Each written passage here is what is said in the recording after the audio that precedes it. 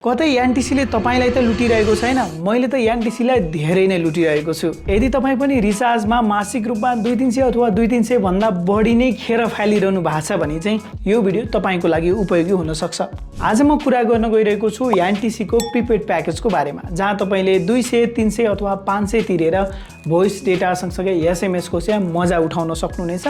Voice फेरि NTC मात्र होइन, एनटिसी टु एनसिएल पनि गर्न चाहिँ सकिन्छ। यदि तपाईँ सामान्य युजर हुनुहुन्छ, तपाईलाई सामान्य कल र अलिअलि डेटा चलाउन पाए हुन्थ्यो अथवा त्यति भए पुग्छ जस्तो लाग्छ भने तपाईँले 200 रुपियाँको प्याकेज लिन सक्नुहुनेछ, जसमा तपाईँहरूले 2 GB डेटा र 200 मिनट भोइस चाहिँ पाउन सक्नुहुनेछ। अलि हेभी युजर हुनुहुन्छ, 200 ले त पुग्दैन अथवा 2 GB डेटाले पुग्दैन मलाई मासिक रूपमा भन्ने लाग्छ भने तपाईँहरूको लागि 300 रुपियाँको प्याकेज छ। त्यसमा 300 minute voice plus 4 GB data plus 20 वटा एसएमएस चाहिँ पाउन सक्नुहुनेछ। अझै पुग्दैन, अझै हेभी युजर हुनुहुन्छ भने तपाईँले 500 रुपियाँको प्याकेज लिन सक्नुहुनेछ, जसमा तपाईँहरूले 8 GB डेटा सँगसँगै 500 मिनट टक टाइम र तपाईँहरूले 100 वटा एसएमएस चाहिँ फ्रीमा पाउन सक्नुहुनेछ। प्याकेज नलिकन त्यति 200 मिनट कल नै गर्नुभयो भने पनि तपाईँको चाहिँ 300-400 नर्मल्ली खर्च हुन्छ।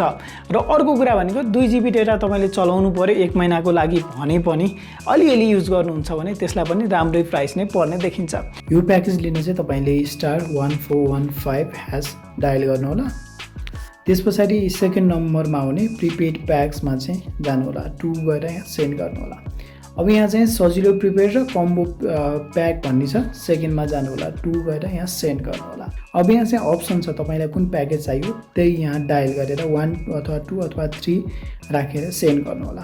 अथवा तपाईँले वालेटबाट अथवा मोबाइल ब्याङ्किङबाट अथवा एनटिसीको एप्लिकेसनबाट पनि यो प्याकेजहरू चाहिँ लिन सक्नुहुनेछ। यी तीनटै प्याकेज मध्ये मेरो सबैभन्दा फेभरेट प्याकेज चाहिँ 300 रुपियाँवाला हो हैन। त्यसमा 4 GB डेटा हुन्छ, जसले मलाई फोन पे गर्न इनफ नै हुन्छ। सामान्य व्हाट्सएपहरू पनि चलाउन 1 महिनालाई पुगिहाल्छ, किन भन्दा जताततै वाइफाई छ। र 300 मिनटको जुन टक टाइम छ त्यो नर्मल युज भइहाल्छ। भएन भने म भिडियो कल गरेर सकाइदिन्छु। भिडियो कल गर्न मिल्छ, मैले अघिल्लो भिडियोमा बताएको थिएँ, हेर्नु होला।